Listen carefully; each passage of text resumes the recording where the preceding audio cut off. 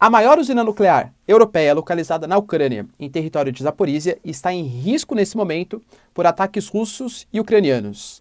Teremos um Chernobyl 2.0? Também foi na Ucrânia, hein? Nancy Pelosi, depois de causar um reboliço na geopolítica internacional com a sua visita a Taiwan, vai em outro ponto sensível logo menos. Vai visitar, logo mais, né? Vai visitar a fronteira desmilitarizada entre Coreia do Norte e Coreia do Sul. Risco altíssimo numa Coreia do Norte que promete logo menos fazer novos testes nucleares. Ao mesmo tempo, Taiwan começa a sentir um pouco mais as sanções pesadas da China e, ao mesmo tempo, ataques com mísseis reais, armamento real, e alguns entraram dentro da zona econômica exclusiva japonesa. O que o Japão fez? E também os Estados Unidos. A Argentina tem mais uma troca de um ministro da Economia e promete dessa vez promover uma responsabilidade e um ajuste fiscal maior. E Nagorno-Karabakh, que é um barril de pólvoras ali na região do Cáucaso, mais uma vez presenciando um conflito gigantesco entre Azerbaijão e Armênia. O que está rolando? Se você quer entender um pouco mais sobre esses assuntos, e muito mais também sobre geografia, geopolítica, atualidades, política, polêmicas, enfim, tudo para você se manter sempre bem atualizado, já se inscreve no canal, deixa seu like, compartilha esse vídeo, que eu, professor Ricardo, conto muito com a sua ajuda, beleza? Quem me segue aqui já sabe, né, pessoal, mas para quem não, eu sou candidato a deputado estadual.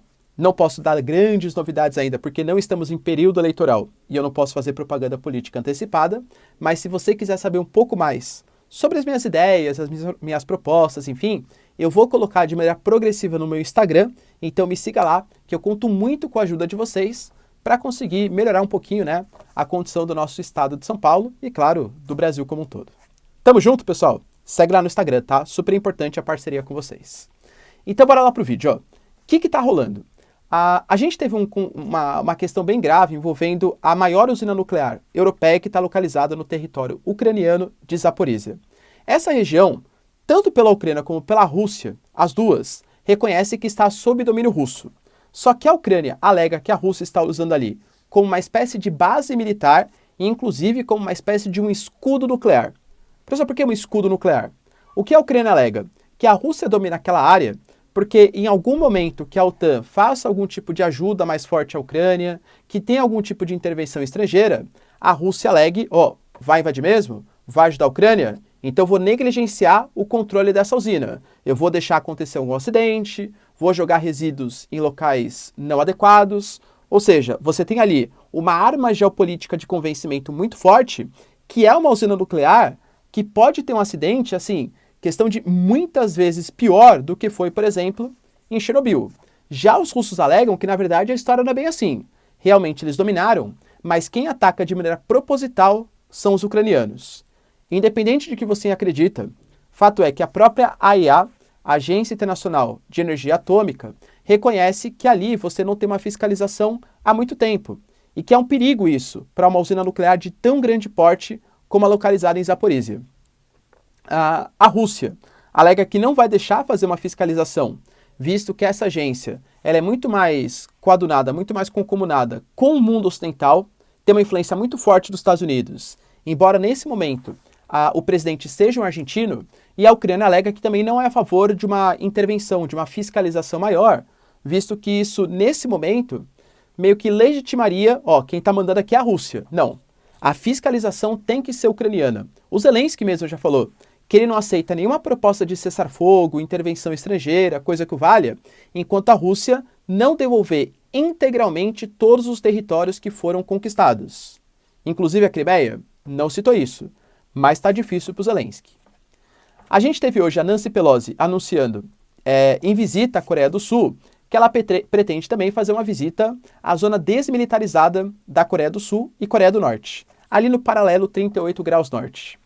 Essa região, a última vez que recebeu a visita de um representante do Estado dos Estados Unidos, assim como é a Nancy Pelosi, foi durante o governo Trump.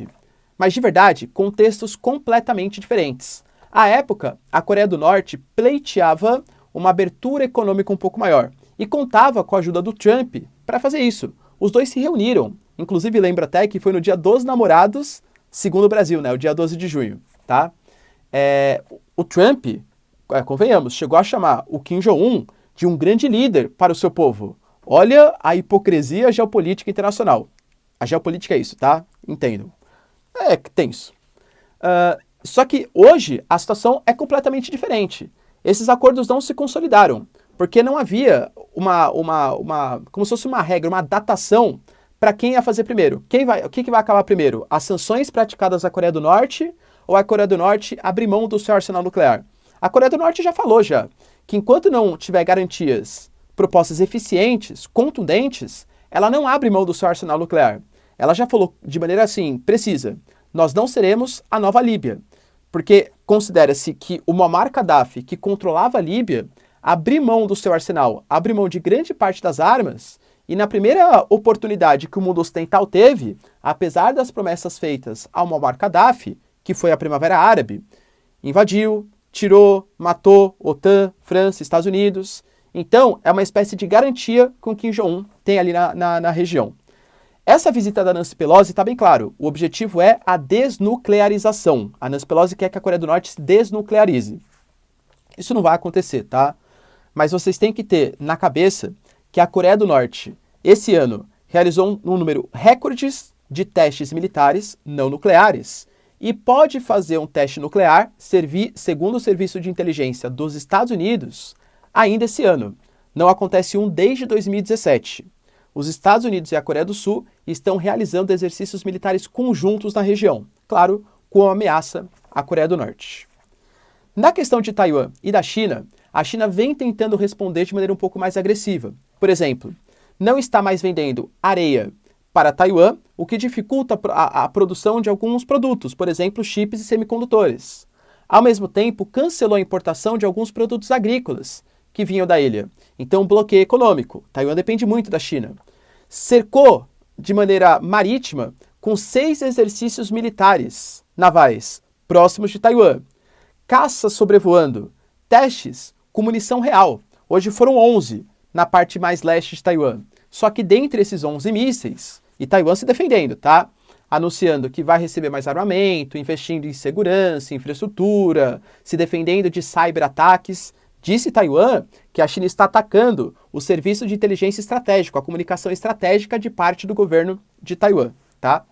Só que dentre esses mísseis que foram atacados pelos chineses, 5 entraram na Zona Econômica Exclusiva Japonesa.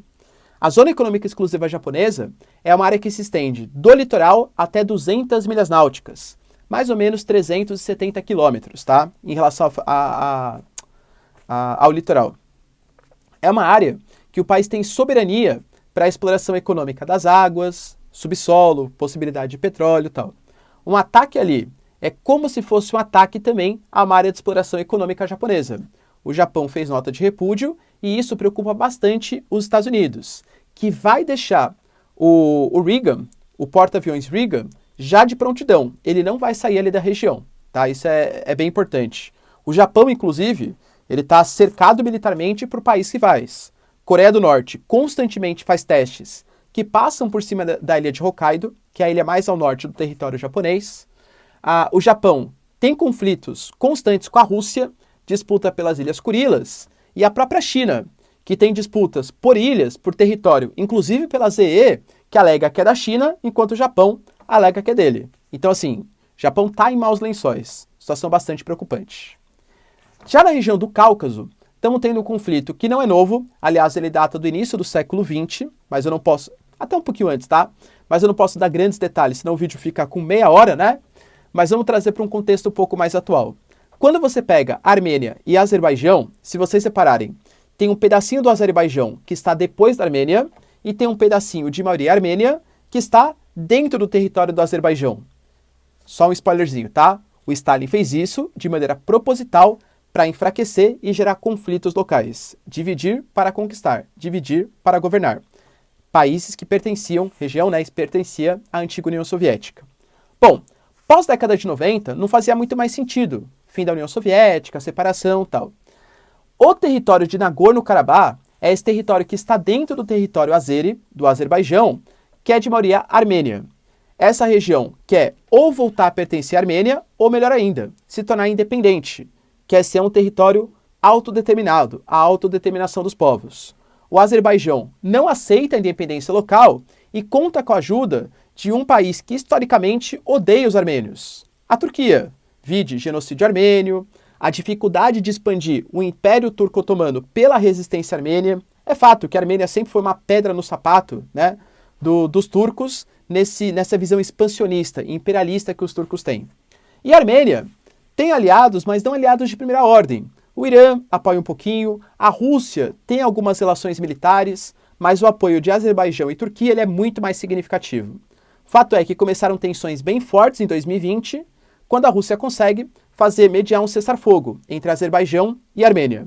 Pois é, recentemente, a Armênia disse que o Azerbaijão voltou a atacar posições em Nagorno-Karabakh e o Azerbaijão alega que, na verdade, só fez isso porque a Armênia boicotou um processo militar local e fez com que o soldado azeri morresse. Fato é que virou um barril de pólvoras novamente. Será que a Rússia, com todas as preocupações, Ucrânia, Taiwan, tal, vai voltar as atenções e vai proteger os armênios aí? Deixa nos comentários. E para finalizar, a Argentina trocou mais uma vez de ministro da Economia. O novo ministro da Economia agora, percebendo uma inflação que, segundo a FMI, vai ser de 90% em 2022. O Brasil está com 10% e olha o caos que a gente está. A Argentina, 90%. Uma taxa de juros que subiu recentemente para 60%, segundo o ministro da Economia, vai tomar medidas um pouco mais amargas, pouco palatáveis para a população. Medidas de ajuste fiscal, redução dos gastos públicos, redução da impressão de papel moeda. Ou seja, remédio amargo e clássico, né? Que é cortar gastos e aumentar a arrecadação. Claro, em setores estratégicos. Precisaria analisar um pouco mais, né? Não sou ministro da Economia da Argentina, claro, para saber quais setores precisaria aumentar um pouquinho mais a arrecadação ou se reduzir a arrecadação seria a melhor coisa nesse momento para incentivar a economia.